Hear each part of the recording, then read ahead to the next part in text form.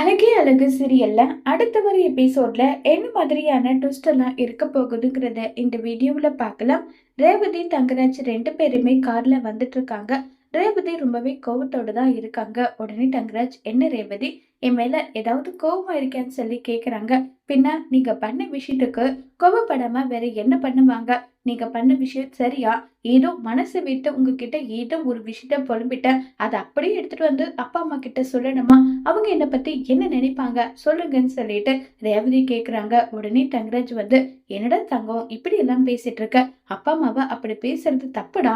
அதனால தானே சொன்னேன். இதுல என்ன இருக்கு? உன்னை யாரும் எதுவும் நினைச்சுக்க மாட்டாங்க. விடு தங்கம், விடு சொல்லுன்னு சொல்லிட்டு அப்படி கொஞ்சிட்டு இருக்காங்க. என்ன திரும்பவும் கோவமா இருக்கே ரேவதின்னு சொல்லிட்டு கேக்குறாங்க. நான் கோவமா இல்லைன்னா மட்டும் என்ன சொல்லிட போறீங்க? விடுங்கன்னு சொல்லிட்டு ரேவதி வந்து, ஏங்க நீங்க மட்டும் உங்களுடைய அம்மாவை பத்தி தப்பா பேசலாம், நான் வந்து மனசுல பட்டது சொல்லக்கூடாதா? இங்க பார், நானெல்லாம் என் அப்பா அம்மாவை தப்பா பேசவே மாட்டேன். அதுவும் அவங்க எனக்கு கடவுள் மாதிரி. அவங்கள நான் எதுக்காக தப்பா பேச போறேன்னு சொல்லிட்டு கேக்குறாங்க. இல்ல, நீங்க பேசுனீங்க. ஒரு நாள் குடிச்சிட்டு எங்க அப்பா இறந்ததுக்கே என் அம்மா தான் காரணம், என் அம்மா பேசி பேசி அவரை சாக்கடிச்சிருப்பாங்க நீங்க சொன்னீங்கன்னு சொல்றாங்க. இத கேட்டது உடனே தங்கராஜுக்கு பயங்கர ஷாக் ஆகுது. இல்லையே, நானெல்லாம் அப்படி சொல்லியிருக்க மாட்டேன். இல்லைங்க, நீங்க சொன்னீங்க, நல்லாவே எனக்கு ஞாபகம் இருக்குன்னு சொல்லிட்டு ரேவதி சொல்றாங்க. இங்க பாரு ரேவதி, நீ வந்து குடும்பக்கார அம்மான்னு சொல்லிட்டு நீ சொன்ன. ஆனா நான் என் அம்மாவை அப்படித்தான் சொன்னேன். இதுக்கும் அதுக்கும் ஏகப்பட்ட டிஃப்ரெண்ட் இருக்கு. 1000 தான் இருந்தாலும் பெரியவங்கள அப்படியெல்லாம் நீ சொல்லக்கூடாது. பெரியவங்க சில விஷயத்த கண்டிப்பாங்க.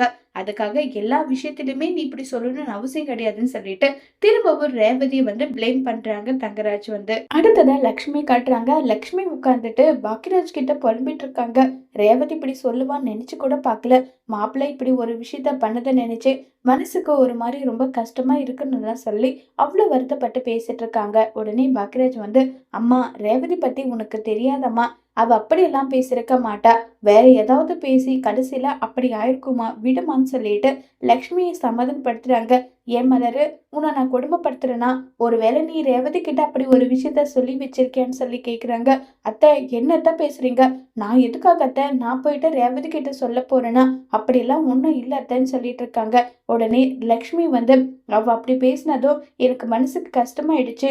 மாப்பிள்ளை கிட்ட போய் சொல்லியிருக்கா, மாப்பிள்ளை நம்மளை பத்தி என்ன நினைப்பாருன்னு சொல்லி லக்ஷ்மி புலம்புனதும் உடனே ராகவன், ஏய் போதும் நிறுத்து. நம்மள யாரு, நம்ம பொண்ணு தானே சொன்னா.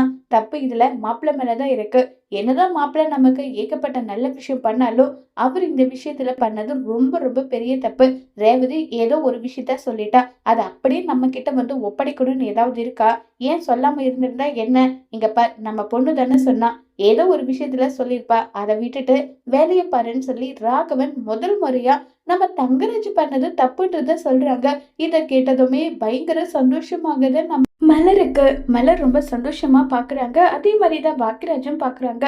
உடனே லக்ஷ்மி, என்னக்க மாப்பிள்ளைய போய் தப்புன்னு சொல்றீங்க? இங்க பாரு, எது சரின்னு பண்ணா அது சரி, எது தப்புன்னு பண்ணாருன்னா அது தப்புதான் சொல்லிட்டு வேலையை பாருன்னு அங்கிருந்து கிளம்பி போறாங்க. இப்ப தங்கராஜ் ரேவதி ரெண்டு பேருமே வீட்டுக்கு வராங்க. உடனே ரேவதி கிட்ட, இங்க பாரு, பிள்ளைங்கள பாத்துக்கோன்னு சொல்லிட்டு நீங்க பாட்டுக்கு விட்டுட்டு போயிட்டீங்க. ரெண்டு பேரும் என் தலையில ஏறி குதிச்சு விளையாடல, மீதி எல்லா வேலையும் பண்றாங்கன்னு சொல்லி சொல்றாங்க. அத்தை, உங்ககிட்ட ஒரு முக்கியமான விஷயம் பேசணும். என்ன விஷயம் சொல்லுன்றாங்க. அவரு உங்களை பத்தி ஒரு விஷயம் சொன்னாருன்னு சொல்றாங்க. என் மகனா என்ன பத்தி என்ன சொல்லியிருக்க போறான்? என்னை பத்தி பாராட்டி இருக்க போறான்றாங்க. இல்லத்த, அவருடைய அப்பா இறந்ததுக்கு காரணமே நீங்க தான் சொன்னாருன்னு சொல்லி ரேவதி போட்டு கொடுத்துடுறாங்க தங்கராஜுக்கு. தாமொழியை எடுத்து கண்ணுல குத்துறாங்களா, அந்த கணக்கா ரேவதி பண்றாங்க. உடனே இதை கேட்டு தங்கராஜுக்கு பயங்கர ஷாக் ஆகுது. உடனே தங்கராஜோட அம்மா, தங்கராஜ் இதை நீதான் சொன்னியா? எதுக்காக இப்படி சொன்ன? அப்படின்னா உன் அப்பாவை நான் தான் கொண்டுட்டேன்னு சொல்லிட்டு இத்தனை நாளா உன்னுடைய மனசுல நினைச்சிட்டு இருக்கியா? சொல்லுடா, உன் அப்பா எப்படிப்பட்ட குடிக்காரரு? அவரு கூட நான் குடும்பம் நடத்தினது எப்படி எல்லாம் தெரியுமா? அவரு இதென்னமும் குடிச்சிட்டு வந்து எப்படி எல்லாம் எங்களை டார்ச்சர் பண்ணுவாரு. ஆனா நான் தான் கொண்டுட்டு நீ சொன்னியா? எதுக்காக இப்படி சொன்னேன்னு சொல்லிட்டு ரொம்பவே கோவப்பட்டு பேசிட்டு இருக்காங்க. அம்மா, நான் அப்படி சொல்லலம்மா. நான் ஏதோ ஒரு விஷயம் சொல்லப்போய் கடைசியில ரேவதி ஏதோ தப்பா புரிஞ்சுக்கிட்டு இப்படி பண்றா. நான் அப்படி எல்லாம் சொல்லலம்மா. தயவு செஞ்சு மன்னிச்சுடுங்கம்மா, மன்னிச்சுடுங்கன்னு சொல்லிட்டு கால்ல விழாத குறைய கெஞ்சி கதறி அழுறாங்க. தங்கராஜ் இந்த அளவுக்கு அழுது நான் பார்த்ததே கிடையாது. இது பார்த்த ரேவதிக்கும் ஒரு மாதிரி அந்த அளவுக்கு வந்து ஷாக்கிங்காவும் இருக்கு, ஒரு மாதிரி வருத்தமாவும் இருக்கு. அடுத்ததா வந்து நம்ம மலரை காட்டுறாங்க. மலர் பாக்கியராஜ் கிட்ட போயிட்டு, பாக்கியராஜ் நீங்க ஒண்ணு கவனிச்சீங்களா? முதல் முறையா மாமா வந்து உங்களுடைய ரேவதி வீட்டுக்காரர் தப்பு பண்ணதா சொல்றாரு. நிஜமாவே என்னால நம்ப முடியல. தங்கராஜ் அண்ணன் ஏகப்பட்ட தப்பு பண்ணியிருக்காரு. ஆனா இந்த தப்ப அவங்க ஒத்துக்கிட்டாங்கல்லன்னு சொல்லிட்டு இருக்காங்க. அப்பாவுக்கும் புரியுதில்ல, விடுன்னு சொல்றாங்க. என்ன பாக்கியராஜ் நல்லாவே ரேவதிக்கு பயங்கரமா சப்போர்ட் பண்ற போலன்னு சொல்லிட்டு கேட்டுட்டு இருக்காங்க. இத கேட்டதும், ஏய் நீ ரேவதி ரொம்ப க்ளோஸ் தானே? அப்ப நான் அவகிட்ட பேசி அவளுக்கு சப்போர்ட் பண்ண என்ன உனக்கு பிரச்சனை? என்ன பொறாம பண்றியான்னு சொல்லி கேக்குறாங்க. உடனே மலர் வந்து, இங்க பாருங்க, ரேவதிக்கு வர்ற வாயி ஏன் எனக்கு சப்போர்ட் பண்ணணும்னா வரமாட்டேங்குதுன்னு சொல்லிட்டு தான் நான் கேட்கலான்னு நினைச்சேன். அதுக்காக ரேவதிக்கு ஏன் சப்போர்ட் பண்றீங்க? ரேவதிக்கு நீங்க சப்போர்ட் பண்ணவே பண்ணாதீங்கன்னெல்லாம் நான் சொல்ல வரல. அத முதல்ல புரிஞ்சுக்கோங்க பாக்கியராஜ். இனியாவது எனக்கு சப்போர்ட் பண்ணுவீங்களான்னு சொல்லி கேட்டுட்டு இருக்காங்க மலர் வந்து. உடனே பாக்கியராஜ், மலரு உனக்கு எப்பவுமே நான் சப்போர்ட் பண்ணிட்டு தானே இருக்கேன். சப்போர்ட் பண்ணாமல இருந்ததே கிடையாதுன்னு சொல்லி கேக்குறாங்க. ஆமா ஆமா, சப்போர்ட் பண்ணிட்டு தான் இருக்கீங்க. ரொம்ப சப்போர்ட் பண்றீங்க பாருங்கன்னு சொல்லிட்டு கிண்டல் பண்ணிட்டே அங்க இருந்து கிளம்பி வந்து போகுறாங்க. இப்ப நம்ம தங்கராஜ் காட்டுறாங்க. ரேவதி வந்து, ஏங்க இப்ப உங்களுக்கு புரியுதா? ஒரு பெத்தவங்கள நம்ம ஏதோ மனசை விட்டு ஒரு விஷயத்த புருஷன்கிட்ட சொன்னா, புருஷன்கிட்ட சொல்லியாவது மனசு ஆறுதல் அடையணும் தான் சொல்றாங்க. அதே விஷயத்த வீட்ல சொன்னா என்ன நடக்கும்ன்றத நீங்க புரிஞ்சிருப்பீங்க நான் நம்புறேன். நீங்க எந்த அளவுக்கு வருத்தப்பட்டீங்களோ அதே அளவுக்கு தானே நான் வருத்தப்பட்டிருப்பேன்னு சொல்லிட்டு ரேவதி அங்கிருந்து போனதும் தங்கராஜ் வந்து யோசிச்சு பாக்குறாங்க. ரேவதி சொல்றதும் சரிதான். நம்ம ஓவரா பண்ணிட்டோம் போல.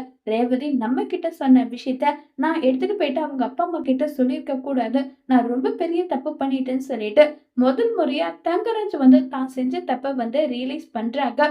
உடனே ரேவதி கிட்ட போயிட்டு மன்னிப்பு கேட்கலாம்னு போறாங்க. தங்கராஜோட ஈகோஸ்டிக் தடுக்குது. இல்லையே, நான் பண்ணது தப்பு கிடையாது. ரேவதி பண்ணதுதான் தப்பு. நம்ம புருஷன் ஆம்பளைங்க என்ன பண்ணாலும் அதை கேட்டுக்கிட்டு அடங்கிக்கிட்டு போகணும். என் அம்மா கிட்ட என்ன பத்தி போட்டு கொடுக்குறாளா, அவளுக்கு சரியான பாடத்தை புகட்டணும்னு சொல்லிட்டு திரும்பவும் தங்கராஜ் வேதாள முருங்க மரம் ஏறுற மாதிரி ஏறிக்கிறாங்க. அட்லீஸ்ட் இனியாவது தங்கராஜ் திருந்தி ஆம்பளன்ற ஈகோ தனத்தை விட்டுட்டு முழு மனுஷனா மாறுவாங்களா இல்லையங்கிறத வரப்போற எபிசோட்ல வெயிட் பண்ணி பார்க்கலாம். தேங்க்யூ.